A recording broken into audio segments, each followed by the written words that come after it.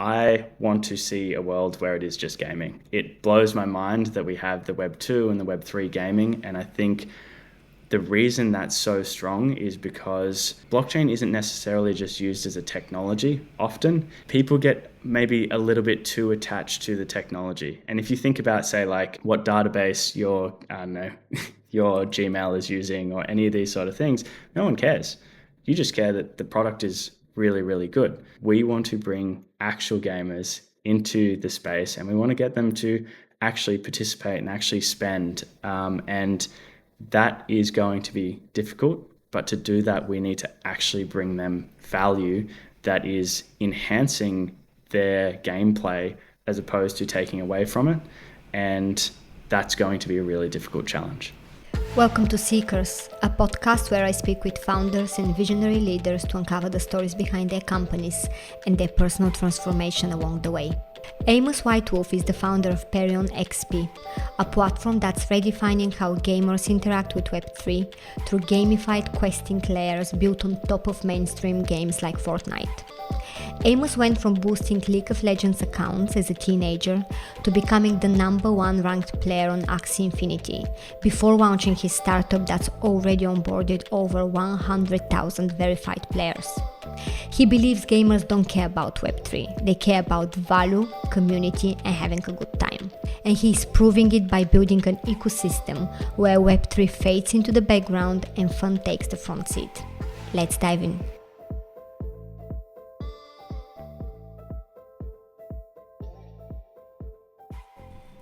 Hey Amos, welcome to Seekers. Tell us a bit about yourself and what you're building with PerionXP. If you had to explain it in just a couple of sentences to someone who's never heard of it, how would you describe it? Yeah, so a little bit about me. I've always been entrepreneurial, always been a gamer. I started playing games from a very young age. My parents gave me a Game Boy Color. I started playing Pokemon and a bunch of the old games on there. And then as I grew up a bit more, continued to be entrepreneurial, loving like the Airbnbs, the Ubers, the disruptive technology that I guess the internet was bringing to a lot of those industries that were previously not movable. And then found FPSs, got into that, got into League of Legends, and kind of during my late high school years, started getting paid to boost people's accounts in League of Legends. Now, I guess what that is someone that believes they should be a higher ranking than they are will kind of go to a grey market website and they will pay money for someone like me when I was a bit younger to take that account to a higher level. And It was a great little system because then that person would get boosted up, they would actually get back down to their skill level, and then often they would pay again. So it's a little bit of a kind of flexing on their friends sort of vibe there. How old were you back then? I was about 17 to 18. Okay, right. It was great fun. It was like you couldn't, as a gamer, you couldn't have a more fun job to do while you're doing your studies and that sort of stuff. And to be honest, my studies got destroyed because I was playing games, making some money, and was not studying enough. But that's another story.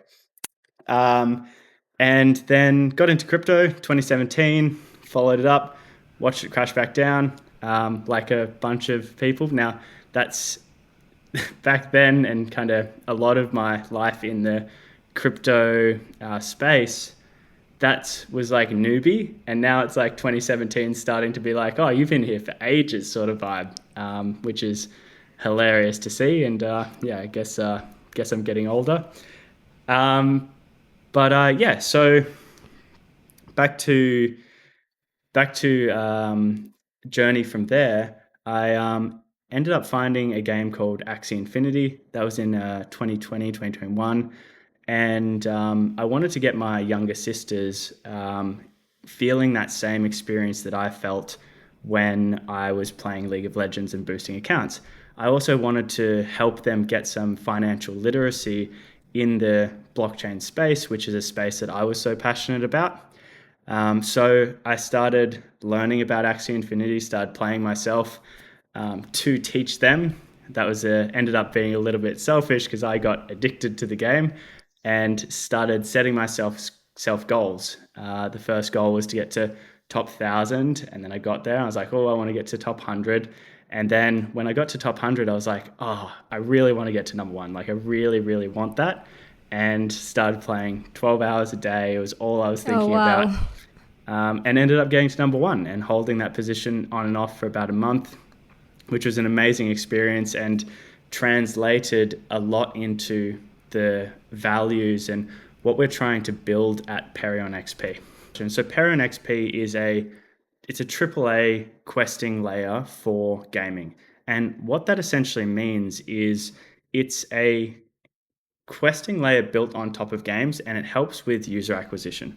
So it really helps games to cut through the noise and bring users onto particularly Web3, but Web2 as well, and have those users actually participate in the game.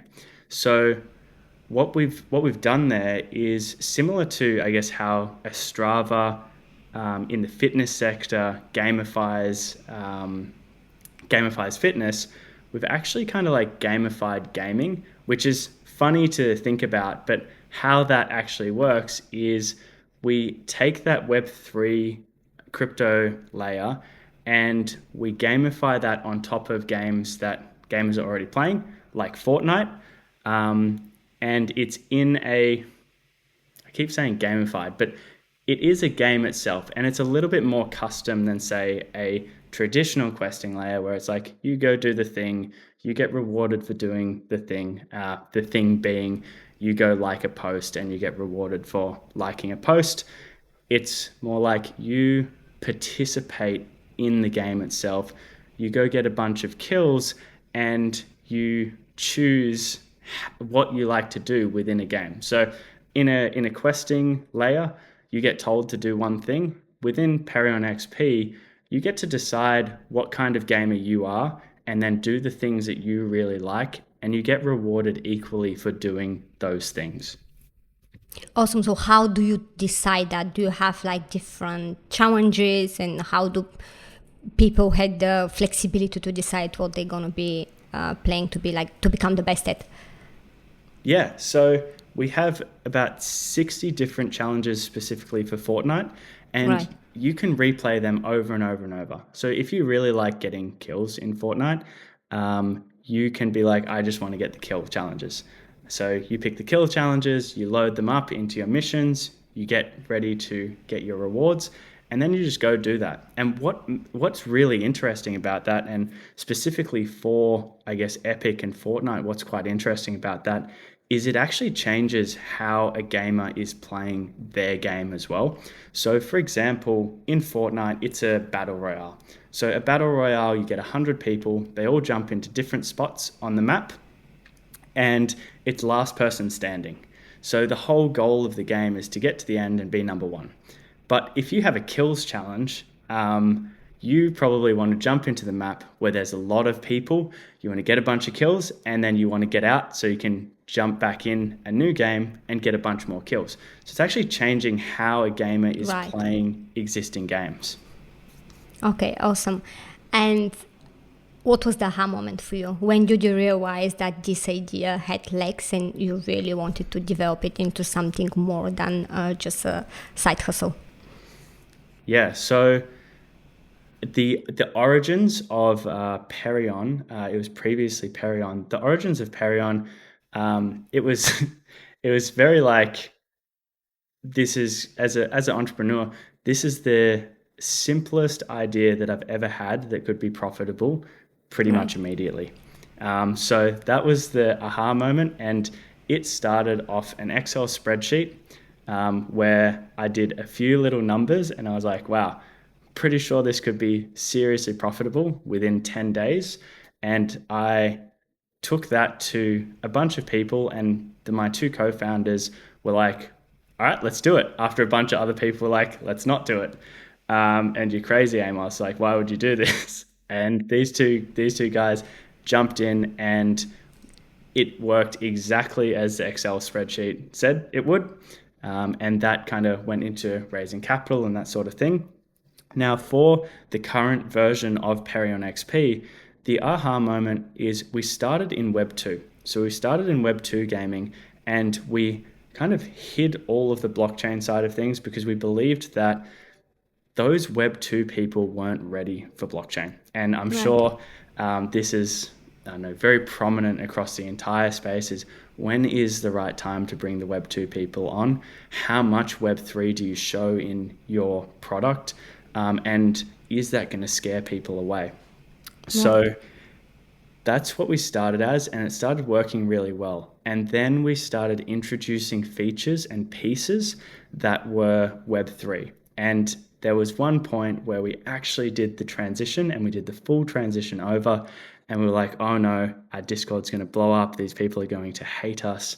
And what happened is some people got it and some people didn't get it. So it was about 50-50 within our Discord. But the people that got it, what was really, really interesting is they really got it. And they started teaching the people that didn't get it and the people that were concerned that we were moving to this full Web3 world, why we were doing that and why they should get involved, and that we're giving value to these people. So why wouldn't, what does it matter if it's a Web3 or a Web2 thing, how you're getting your payouts, how the economics work within the platform? The people who initially got it, were they already in the Web3 space? Were they kind of crypto native and they were kind of literally understood the space? Or they kind of discover, oh, that makes sense. I completely get it. I mean, I'm just going to help more and more people get it with me and start playing.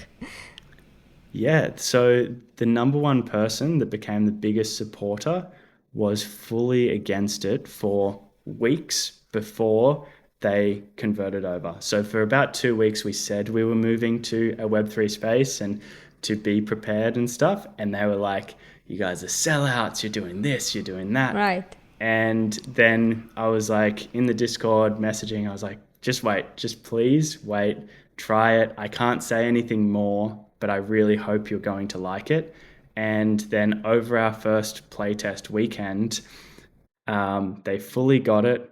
And then within, I think it was 3 days, they became a huge supporter, teaching other people that had been through their same journey of, I don't want this, don't put Web3 in my gaming, that sort of stuff, and then completely flipped.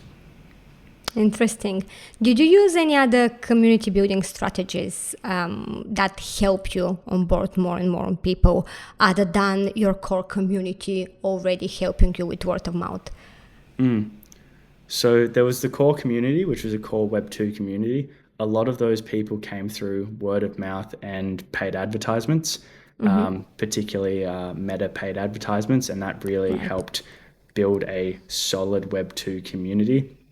Then when we transitioned across to full Web3, we continued with those paid advertisements, but we also got more streamers from both Web2 and Web3, which was really, really valuable. We reached out to some proper Web3 gaming guilds as well, which was just to validate that like this is still a Web3 game, even though it's simple and works and feels like something that belongs in Web 2.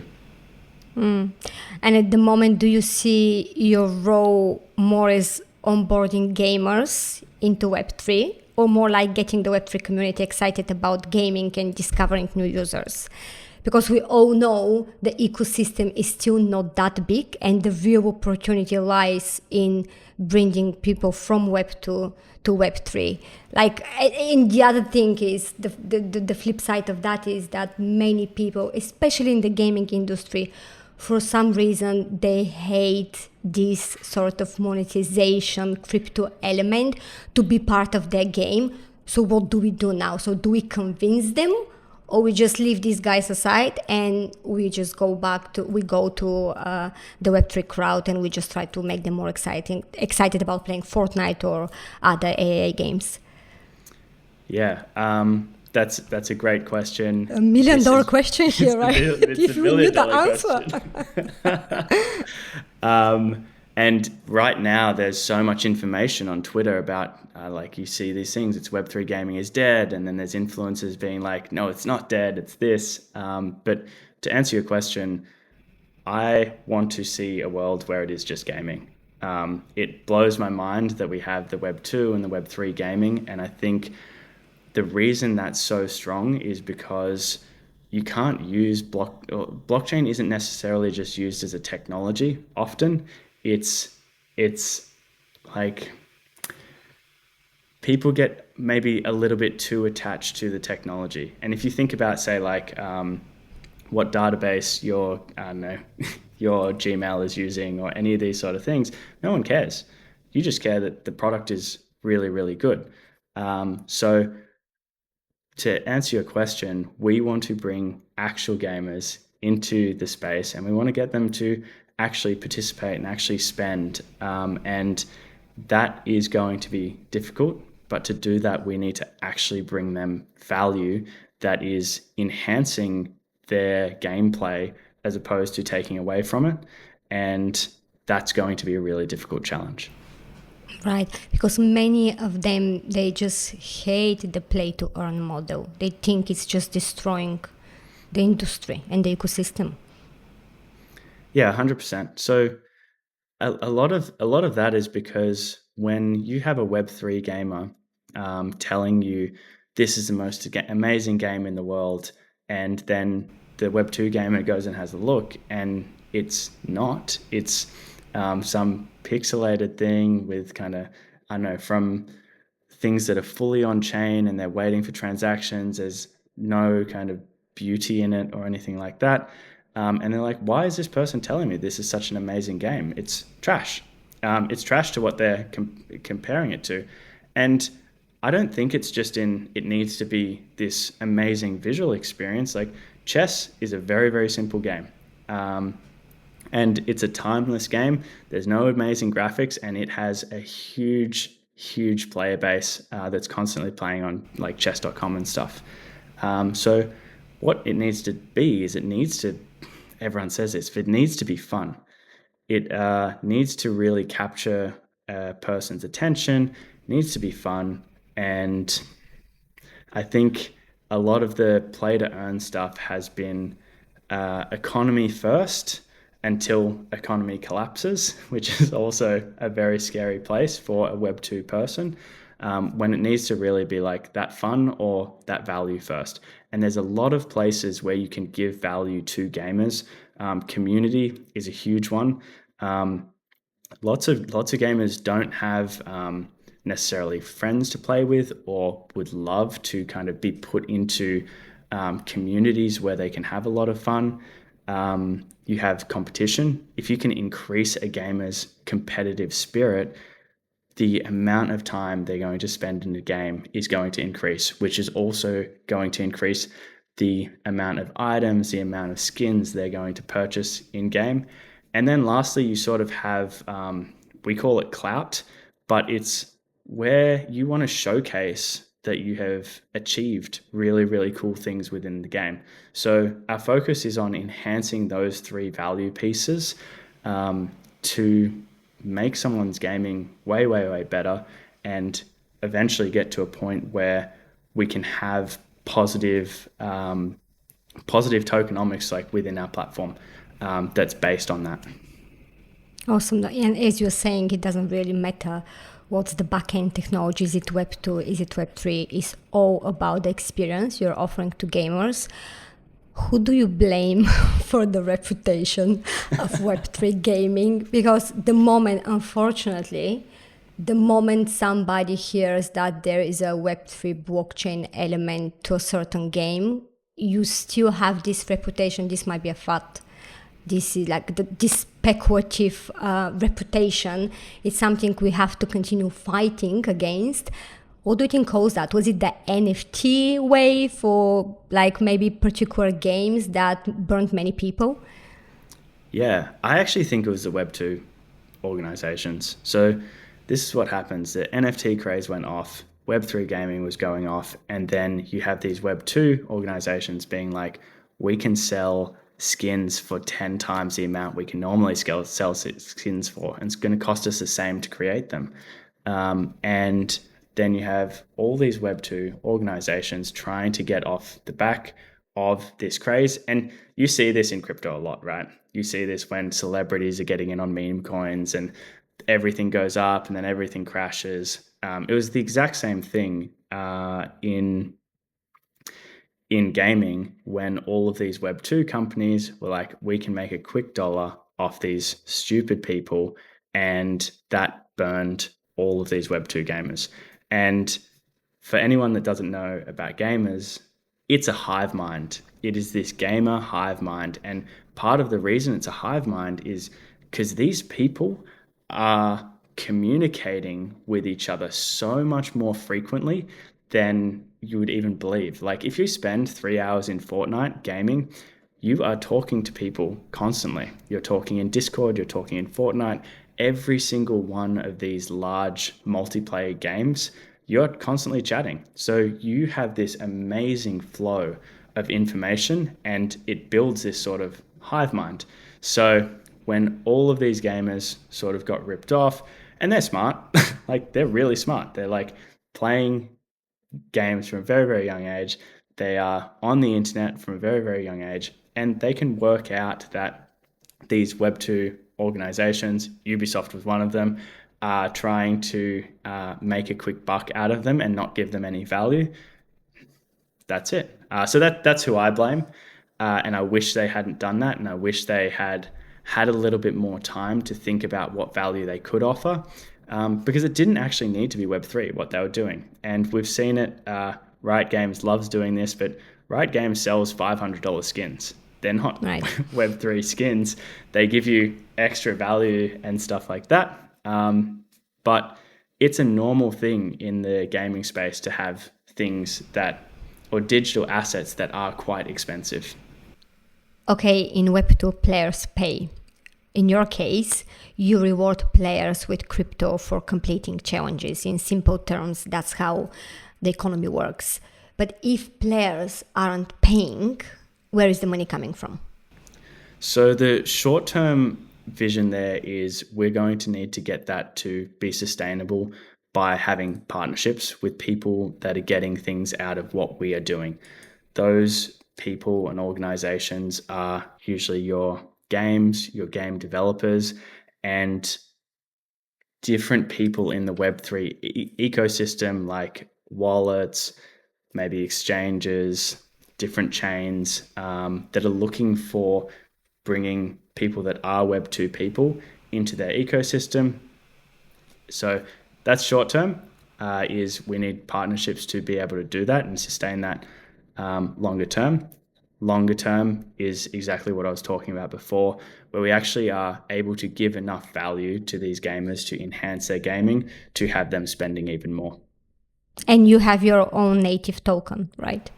Yes. Okay, and tell me a little bit more about it. Is it what kind of benefits I get from the ecosystem earning this token? Yeah, so you're able to participate in the DAO. So you can vote with the token. You're able to buy gems directly with that. So the only way you can buy gems, which is a Web2 currency, I guess, within the game, is through spending perk token. And then what that enables you to do with those gems is enhance your experience within the PerionXP ecosystem. It's based on things that work in Web2, which is things that save you time, things that get you additional items, things that get you additional rewards, things that enhance your gaming experience, again, is what those microtransactions or microtransaction gems are for. Amazing. How many gamers do you now have on your platform? So there's about 150,000 gamers that are total registered, and about 100,000 of those have connected their Epic accounts. So they're what we consider verified gamers and are actually moving further down the funnel and participating in the platform. Okay, and that's all coming from organic and meta ads. Any other strategies you are using that you would like to share with us? There must be something, right? Creating this hype, so many people getting excited. Where are these people coming from? So I think the other one is guilds. The other one is influencers actually kind of coming in. What's really, really cool is we've actually had organic influencers coming in and bringing their communities with them. Right. And wanting to kind of show off how cool their community is. Because another thing here is when we're talking about people within Web3 specifically, there is not a lot of games. There's not a lot. And playing these games often can get very boring. And what we offer is go play a fully AAA game like Fortnite, go have fun, go do PerionXP in between your playtime. So you can just screen switch across to PerionXP, set up your missions, jump back into Fortnite, and kind of like switch between the two as you're checking. So it's just, I think, a breath of fresh air for a lot of these people that, I don't know, aren't maybe having the most fun in the Web3 gaming space, can play a Web2 game and still be interacting with Web3. So that's been really good. And back to the value piece. So I got so excited. I was driving along with my mum the other day, and it came up on we just launched our stats feature. And stats feature is a kind of beautiful, customizable piece on the site where you can see your Fortnite stats. It's not a Web3 thing. It's just a piece of value where you can add your profile picture, customize the background, and see your stats for the season. And I started seeing people posting on Twitter this stats feature that we just launched. And like that's that sort of organic piece of, hey, we're giving value to these people. They're actually seeing that it's cool. And then they're going and sharing it because it's giving them content and it's giving them value to be sharing to their community. Amazing. Who else is the mastermind behind the whole mechanics? Is it just you? Tell me a little bit more about your team. Do you have like really talented developers, perhaps growth people? Who are the people building it at the moment? Yeah, so I think there's a high level of the whole vision and stuff, and I think that's really shared between myself and my founders. But then on who's really kind of brought this cutthroat chaos piece to life, which is the first metagame within PerionXP, is the developers. They have, because they're gamers as well, they have been like, oh wow, we get to create something that we would want to use ourselves. So they've got to work with the designers to create something that is really, really special, and that we all like. I was playing this before I got on the podcast today with our CEO Jan, because we just all love it. Like we're playing it, we all love it. And yeah, the mastermind is the dev team and I think designers, but it's like a whole team effort. Marketing is chatting with product, and then we're getting in cool ways to get out there organically and that sort of thing. Because as you know, I'm sure the best product sort of markets itself, right? Yeah, absolutely. Yeah, and it's so exciting to see how much deep you are into that and how much you love it. How much of your time do you now spend playing? Do you still play games? Do you have time to play? I wish I had more time. And it's funny because I love games so much that I have to sort of limit my behavior there. So every time we have a new play test or a new product or anything like that, that's the excuse for you to play. Yeah. So we need more games. We need more features. So that's it. That is exactly it.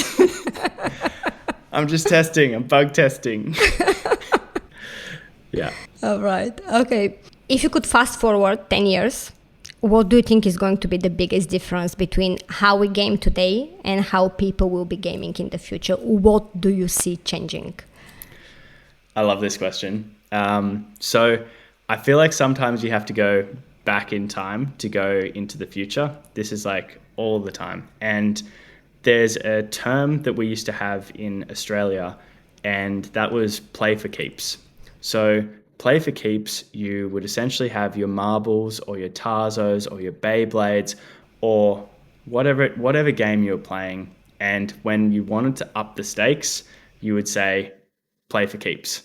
And that means if you win the other person's marble, you win the other person's Tarzo, or whatever game you're playing. So it ups the stakes. And we used to do this when we were 5 years old.